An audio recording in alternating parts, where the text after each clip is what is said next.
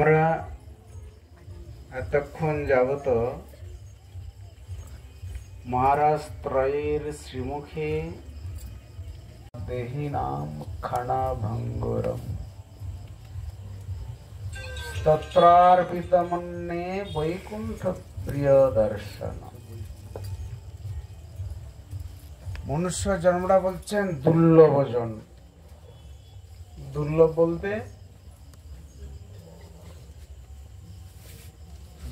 বলতে যেটা হেলায় বসে পাওয়া যায় না, যেই জন্মটাকে লাভ করবার জন্য আমাদেরকে বহু তপস্যা করতে হয়েছে,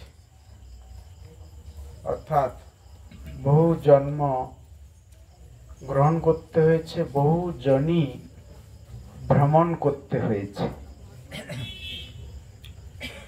আমাদের মহারাজ বললেন জলজা লবলক্ষ্মানি স্থাবরা লক্ষ্য বিংশতি, স্থাবর জঙ্গম, এই যে গাছপালা, পাহাড় পর্বত, এ সমস্ত জনিত আমাদের ভ্রমণ করতে হয়েছে। 84 লক্ষ জনি, তার মধ্যে 80 লক্ষ জনি ভ্রমণ, 24 লক্ষ জনি, 4 লক্ষ বার মনুষ্য দিবে, 80 লক্ষ বার বিভিন্ন ভাবে দিবে। তো আমরাও এই সমস্ত আমাদের ভ্রমণ হয়ে গেছে। এই ফুলের গাছ এগুলো আমরাও ছিলাম, এই আম গাছ কাঁঠাল গাছ সব পার হয়ে গেছে। 20 লক্ষ বার দিয়েছে এগুলো, তার মধ্যে কারো 20 লক্ষ হয়নি, হয়তো কারো হয়তো হচ্ছে। এই জন্য বলছেন দুর্লভ মনুষ্য জন্ম। মনুষ্য জন্মটা হচ্ছে দুর্লভ জন্ম। এটাকে চাইলে আমি চাইলে পাবো না, যে আমি মনুষ্য জন্ম পেয়েছি, আবার মনুষ্য জন্মতেই আমি জন্মগ্রহণ করব, এটি আমার ইচ্ছার উপর নির্ভর হবে না, আমার কর্মফলের উপর নির্ভর হবে। আমি চাইলেই পাবো না। কেন বলছেন এই মনুষ্য জন্মটা দিয়েছে ভগবান, একটা সুযোগ দিয়েছে আমাদের, যে বহু লক্ষ জনি ভ্রমণ করলি, যা তোকে একবার মনুষ্য জন্মতে সুযোগ দেওয়া হলো। এজন্য এটা আমাদের সুযোগ দিয়েছে। কিন্তু এই সুযোগটা যদি আমরা হাতছাড়া করি, অর্থাৎ এই মনুষ্য জন্মটা যে দিয়েছেন তত্রার্পিতমন্যে বৈকুণ্ঠ প্রিয় দর্শন, ভগবানের আরাধনা করে ভগবত ধামে পৌঁছে যাওয়ার জন্য এই মনুষ্য জন্মটা দিয়েছে, আর অন্য কিছুর জন্য নয়। মহারাজ জীবজন্তুর সাথে, শাকাহারী আমিষাহারীর সাথে তুলনা করলেন। আবার আমাদের পর্যটক মহারাজ বললেন, যদি ধর্মহীনা পশুভি সমানা, যদি ধর্মের সাথে যুক্ত না হই তাহলে পশুভি সমানা। কেন পশুর সাথে কেন মানুষের তুলনা করছে? কারণ আচরণগুলি তো পশুর মতোই আছে। আমাদের মনুষ্য লাভ করে কি করছি আমরা? শাস্ত্র বলছেন সংসারের মধ্যে 4টা বস্তুই আছে। কি 4টা? আহার, নিদ্রা, ভয়, মৈথুনাঞ্চ সামান্য মেতৎ পশুভি নরাণাম ধর্মহিতেষাম অধিক বিশেষ ধর্মহীনা পশুভি সমানা। আহার, নিদ্রা, ভয়, মৈথুন, এই 4টার দ্বারাই সংসার। এই সংসার এই চারটা প্রত্যেকটা প্রাণীতে আছে। আহার, নিদ্রা, ভয়, মৈথুন। আহার প্রত্যেককেই আহার করতে হচ্ছে, নিদ্রা প্রত্যেককেই বিশ্রাম করতে হচ্ছে, প্রত্যেক প্রাণী, মানুষ হোক অন্যান্য প্রাণী হোক। ভয় প্রত্যেকেরই আছে আমাদের।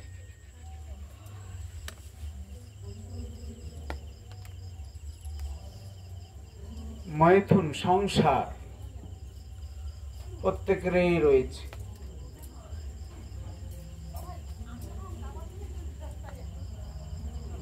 তো মনুষ্য জন্মতেও আমরা যদি ওই চারটার পিছনে সময়টাকে অতিবাহিত করে দিই, তাহলে মনুষ্য জন্মে কি থাকলো?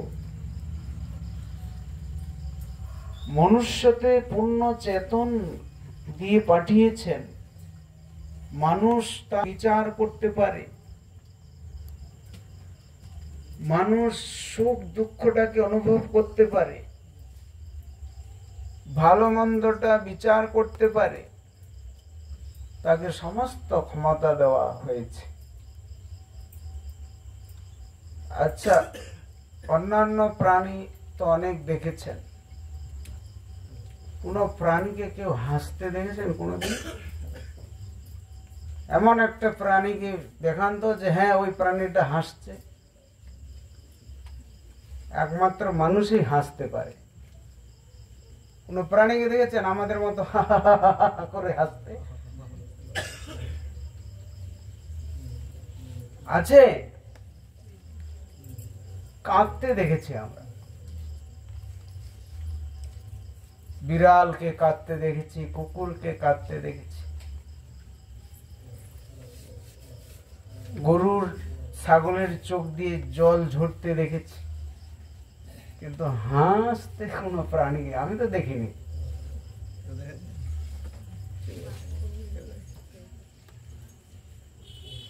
হাসতে একমাত্র মানুষই পারে, কাঁদতেও পারে, হাসতেও পারে, কিন্তু হাসিটা একমাত্র মানুষের জন্যই দিয়েছে। তাছাড়া আর কোনো প্রাণীর মধ্যে হাসিটা দেয় যে তারা যে হাসবে, কিন্তু কাঁদতে সবাইকে দিয়েছে। এই জন্য মনুষ্যতে পূর্ণ চেতন শক্তি দিয়েছে, ভালো মন্দ বোধগম্য করার বুদ্ধি দিয়েছে। আজকে এই যে মনুষ্য জন্মটা আমরা লাভ করেছি, কর্মফলে আবদ্ধ হয়ে, ভগবান বলে দিল তো দিল, মনুষ্য জন্ম দিল, এমন জন্ম দিল, এ জন্ম দেওয়ার চেয়ে না দেওয়াই ভালো ছিল। কেন দিল? বলে কেন ভাই, কি হয়েছে? বলে দেখো জগতের লোক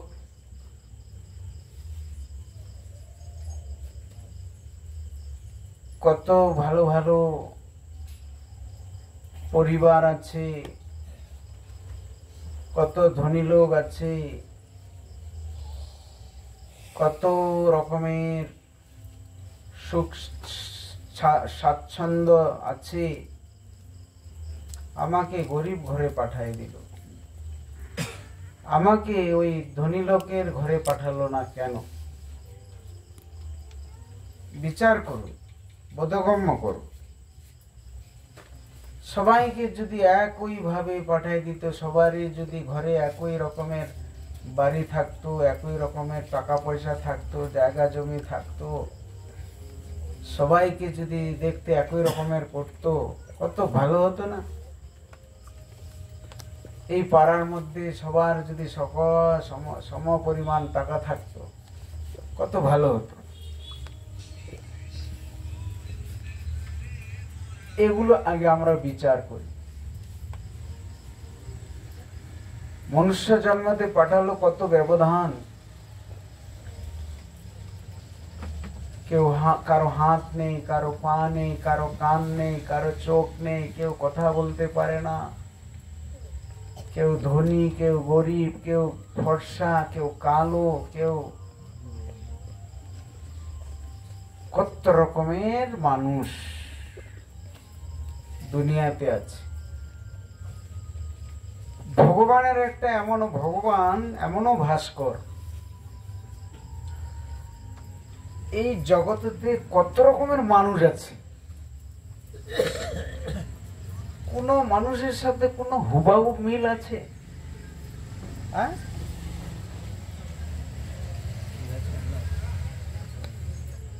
হুবাহু মিল? তাহলে কত রকমের তার সেই মানে মডেল যে আছে, যে আজকে জন্ম নিচ্ছে সে একটা মডেল। একটা ভাস্কর যদি 100টা প্রতিমা তৈরি করে, একটার না একটার সাথে তার মিল এসে যাবে। আজকে ধরুন যে ভারতবর্ষে কত মানুষ, কত কোটি, শুধু ভারতবর্ষের হিসাবটা ধরি না, যে হুবাহু কারোর সাথে কারোর হুবাহু মডেল একবারে মিল হয়ে গেছে। বলে যমজ তারা একই, তো যমজ তারা একই হলো তাদের ফ্যামিলির মধ্যে বা তাদের সাথে যাতে উঠোন বসুন বসে তারা চিনে ফেলবে যে এটা আমার বড়, এটা ছোট, একই হলে। বা তাদের আমরা হয়তো হঠাৎ করে দেখলে বুঝতে পারবো না, কিন্তু যারা নিত্য তাদের সাথে চলাফেরা করছে তারা বুঝে নেয় যে এটা এই, এটা এই, এটা বড়, এটা ছোট।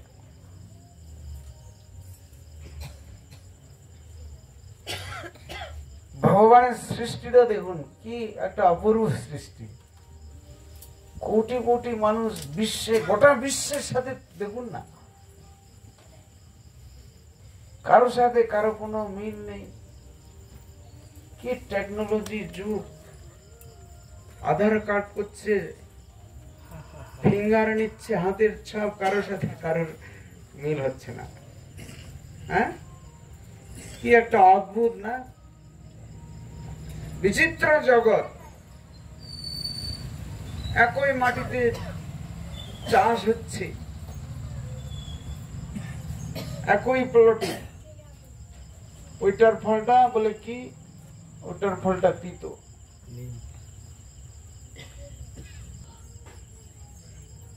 আম গাছ, ওর ফলটা মিষ্টি। নিম গাছের তলায় বলে আর যতই চিনি রস প্রত্যেক দিন ঢালো, ওর ফল মিষ্টি হবে না, তিতই। কত অদ্ভুত জগৎটা। তার মধ্যে এই মনুষ্য জন্ম, কত ব্যবধান, কেউ গোরা, কেউ ফর্সা, কেউ দেখতে কত ভালো।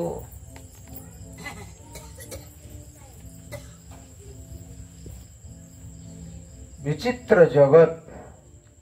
এখন বলছেন দুর্লভ মনুষ্য জন্ম।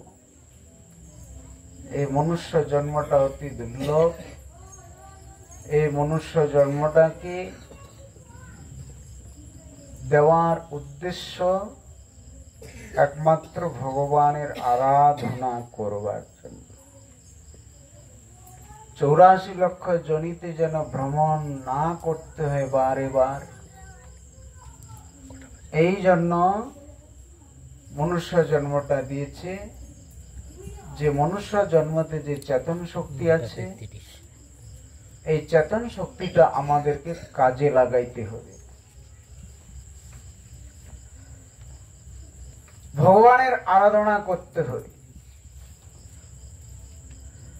সর্বোপরি ভগবানের আরাধনা। আমরা সকলেই জানি যে কৃষ্ণ আরাধনাই সর্বশ্রেষ্ঠ, কিন্তু জেনেও কেন না জানার ভান করছি।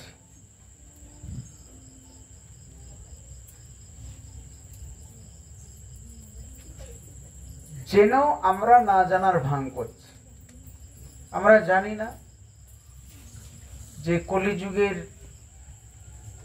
যে যুগ ধর্ম, যে কলিযুগের যে ভগবান প্রত্যেকটা যুগেতে অবতীর্ণ হন, এই কলিযুগে অবতীর্ণ কে হয়েছেন?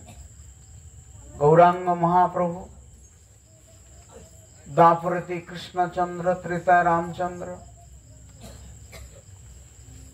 সত্যতে শ্রীহরি, তা কলিতে গৌরাঙ্গ মহাপ্রভু, এটা কে না জানে, সবাই জানে। কিন্তু জানার সত্ত্বেও তারপরও শুধু কি করছি, নিজের স্বার্থের জন্য আমরা একে তাকে যুগ ধর্মের অবতার বলছি, ভগবান বলছি। আবার তাদের সর্বোপরে আবার গৌরাঙ্গ মহাপ্রভুরও চিত্রপটও দেখছি। যুগতে তো যুগ ধর্মের যুগ অবতার একবারই হয়, যুগ অবতার তো দুইবার হবে না। একবার তো কলি যুগে একবার তো গৌরাঙ্গ মহাপ্রভু হয়েইছেন, দ্বিতীয়ত তার যুগ অবতার হতে পারে না। তাহলে সেই গৌরাঙ্গ মহাপ্রভুকে আমরা জানি, সবাই বুঝি, কিন্তু তারপরও গৌরাঙ্গ মহাপ্রভুকে আমরা কেউ মানি না। আর যদিও বা মানছি, সেটা গোপনে রেখে দিচ্ছি, বাইরে একে তাকে বলেই চালিয়ে নিচ্ছি। তো এই জন্য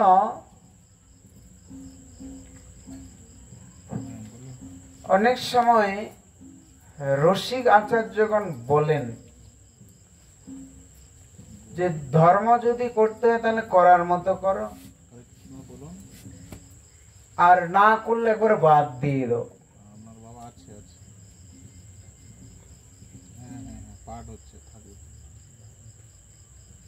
কেন না, মাঝামাঝিতে থেকে কোনো লাভ হবে না।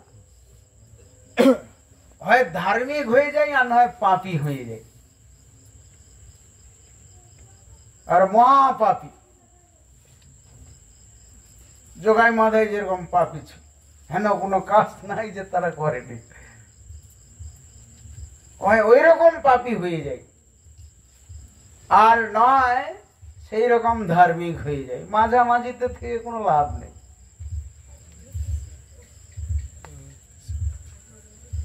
গীতাতে তো ভগবান পরিষ্কার বলেছেন, যারা পিতামাতার উপাসনা করবে, পিতাহি পরম ধর্ম, পিতাহি পরম তপ, তারা পিতৃলোক যাবে। যারা দেবতার উপাসনা করবে তারা দেবলোকে যাবে। কিন্তু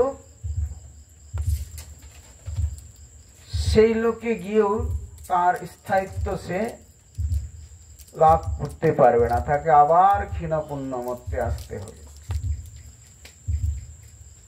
যতক্ষণ পর্যন্ত সে আমার ধামেতে না পৌঁছাচ্ছে। ব্রহ্মা ভুবনাৎ লোকা পুনরা বর্তি ন অর্জুন, মামপেত্য তো কন্তেয় পুনর্জন্ম ন বিদ্যতে। হে কন্তেয়, যতক্ষণ পর্যন্ত আমার ধামে না পৌঁছাচ্ছে ততক্ষণ পর্যন্ত সে যদি ব্রহ্মলোক পর্যন্ত যায়, পুনরাবর্তী না, তাকে আবার পুনরায় ফিরে আসতে হবে। আমরা কি করছি, সামান্য স্বর্গের যাওয়ার জন্য আমরা ব্যতিব্যস্ত হচ্ছি। স্বর্গলোকে যাব, আমার বাবা মরে গেছে, বাবা যেন স্বর্গে বাস হয়। আরে স্বর্গ কোথায়? স্বর্গ বেশি দূর নাই, স্বর্গ পায়ে হেঁটে আপনি যেতে পারবেন। স্বর্গ রাবণের ইচ্ছা ছিল, আর যদি কিছুদিন থাকতাম তাহলে আমি এই মর্তলোক থেকে স্বর্গলোক পর্যন্ত সোনার সিঁড়ি বানিয়ে দিতাম। মানুষ স্বর্গ এমন কোন বেশি দূর নয় তো। কয়টা লোক? 14 লোক। তার মধ্যে আমরা আছি ভূলোকে। ভূলোকের পরে ভুব, ভুবর পরে স্বর্গলোক, স্বর্গের উপরে হচ্ছে জনলোক, তার উপরে তপ, তার উপর সত্যলোক,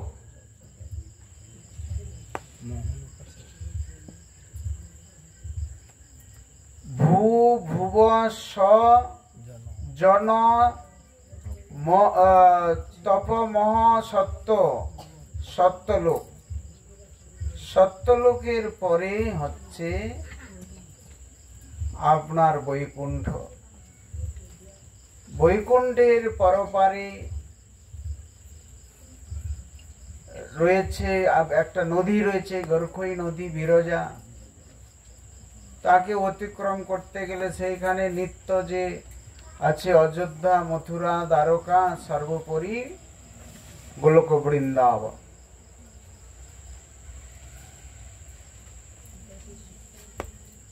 তো আমরা যতক্ষণ পর্যন্ত বিরজাকে না অতিক্রম করছি ততক্ষণ পর্যন্ত আমাদের পুনরপি মনোরম, পুনরপি জননম জননীর জঠরের শয়নম। বারে বারে ফিরে আসতে হবে। পুণ্য কামাইয়ের জন্য আমরা ব্যতিব্যস্ত হচ্ছি, স্বর্গে লোকেতে যাব। স্বর্গ লোকেতে গিয়ে কি করব? বেশি দিন তো থাকতে পারবো না। তাবৎ সমাদতে স্বর্গে যাবৎ পুণ্য সঞ্চয়িতে। আমি ততদিন স্বর্গলোকে বাস করব যতদিন আমার পুণ্য সঞ্চয় আছে। আর পুণ্য সঞ্চয় যেদিন শেষ সেদিন আমাকে একবার ঘাড় ধাক্কা দিয়ে পাঠিয়ে দেবে। যদি মানে কোথায় না আসতে চাই, সহজ কথায় যদি না আসতে চাই তাহলে ঘাড় ধাক্কা দিয়ে পাঠিয়ে দেবে। স্বর্গলোকটা হচ্ছে বিলাস বেহুল। স্বর্গেতে কারা থাকে? দেবতারা থাকে। দেবতারা হচ্ছে বিলাস বহুল। এখন বিলাসবহুল জায়গায় আমরা গেলে, বিলাসবহুল জায়গায় থাকতে গেলে খরচা আছে। খরচা আছে না?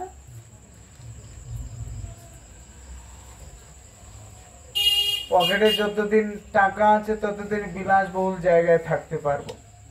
টাকা যেদিন পকেট খালি হয়ে যাবে সেদিন বিলাসবহুল জায়গা থেকে ফেরত দিয়ে দেবে।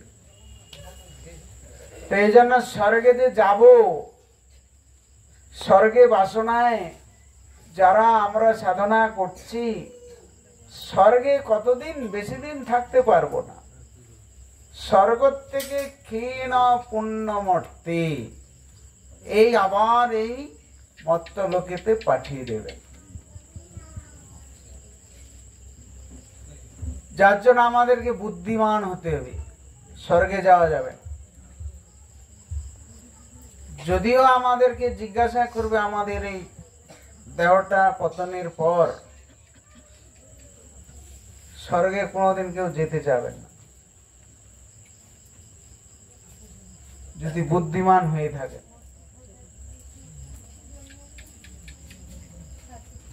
চিত্রগুপ্ত বিচার করে আমাদের কাছে জানতে চাইবে যে জীব, এই মনুষ্য লোক,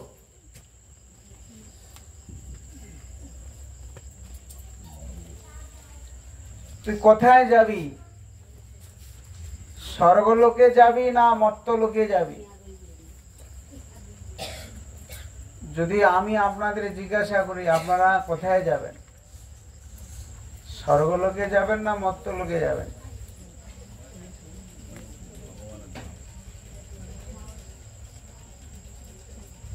স্বর্গলোক কেউ কোনোদিন যাবেন না ভুলেও। কেন? স্বর্গেতে যা আপনার পুণ্য আছে, স্বর্গেতে গেলে সব খরচা হয়ে যাবে। কি হবে? পুণ্য সব শেষ। আর যেদিন পুণ্য শেষ সেদিন আপনাকে আবার পাঠিয়ে দেবে এই মত্ত লোকে, এই পৃথিবী লোক। তো পুণ্য শেষ এগুলো পৃথিবী লোকে পাঠিয়ে দেবে। এবার যখন পৃথিবী লোকেতে পাঠাবে আপনার কোনো পুণ্য নেই, মানে কোনো পুণ্য নেই, মানে আপনার আর মনুষ্য জন্মতে জন্ম হবে না, এটা নিশ্চিত। এই মনুষ্য জন্মটাকে লাভ করতে আপনার কিছু না কিছু পুণ্য সঞ্চয় থাকতেই হবে।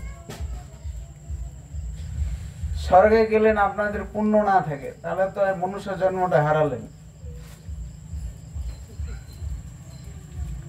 অন্যান্য জন্মতে পাঠিয়ে দিবে।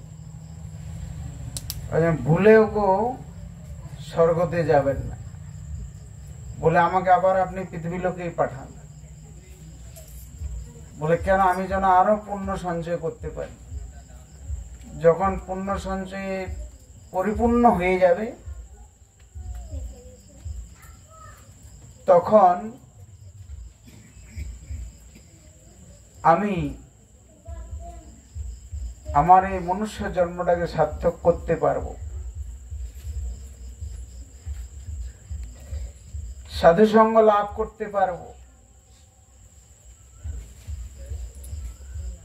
সাধুর মুখে আমি কৃষ্ণ কথা শ্রবণ করতে পারবো, বৈষ্ণব ঘরে জন্ম নিতে পারবো, আর ভগবানের আরাধনা করতে করতে আমি এই যে 84 লক্ষ জনি ভ্রমণের থেকে আমি নিস্তার লাভ করতে পারবো, অর্থাৎ ভগবত ধামে পৌঁছাইতে পারবো। ভগবত ধামে পৌঁছিয়ে একবার পৌঁছে গেলে আর তার আর পুনর্জন্ম হবে না, সেই ভগবত ধামেই থেকে যাবে। তো তাই আমাদেরকে ভগবত ধামে পৌঁছানোর জন্য যত্ন নিতে হবে, মনুষ্য জন্মটাকে সার্থক করতে হবে। এই যে সাধুসঙ্গ, এই সাধুসঙ্গটা কিন্তু এটাও কিন্তু হেলায় বসে হয় না। সাধুর শ্রীমুখে ভাগবত কথা শ্রবণ, এর জন্য তপস্যা করতে হয়। এজন্য বলছেন যে ভাগ্য উদেন বহু জন্ম সমর্জিতেন, সৎসঙ্গ মঞ্চ লহতি পুরুষ যদা বৈ। সৎসঙ্গ সাধুসঙ্গ লাভ করার জন্য বলছেন ভাগ্য উদন, ভাগ্যের উদয়ের প্রয়োজন। ভাগ্যের বহু বহু জন্মের পূর্ণ সঞ্চয়ের দ্বারা সুকৃতি লাভ হয়, আর সেই সুকৃতি লাভের ফলে ভাগ্যের উদয় হয়। আর ভাগ্যের উদয় হলে তবেই ভাগবত কথা শ্রবণ করবার পিপাসা জন্মে। যে ভাগবত হচ্ছে আমাদের সর্বোপরি, যে ভাগবত কথা শ্রবণ করলে আমাদের মঙ্গলই মঙ্গল, মঙ্গলই মঙ্গল। যে ভাগবত কথা শ্রবণের দ্বারা আমরা এই কলির কবল থেকে নিজেদেরকে রক্ষা করতে পারব। কেন? এটা কলি যুগ, কলির প্রবল গ্রাসে আমরা কবলিত হচ্ছি।